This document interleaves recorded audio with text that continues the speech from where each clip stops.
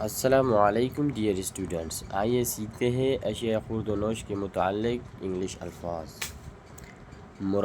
مربے کو انگلش میں کنزرو کہتے ہیں، شام کا کھانا۔ اس کو انگلش میں ڈنر کہتے ہیں، ڈنر۔ آٹے کو انگلش میں فلور کہتے ہیں، مربع کو انگلش میں جیم بھی کہتے ہیں، جیم۔ گھی کو انگلش میں گھی کہتے ہیں۔ ادرک کو انگلش میں جنجر کہتے ہیں، جنجر۔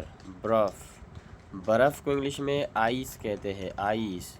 گڑ کو انگلش میں جیگری کہتے ہیں، جیگری۔ مسور کو انگلش میں لینٹل کہتے ہیں، لینٹل۔ مکئی کو انگلش میں میز کہتے ہیں، میز۔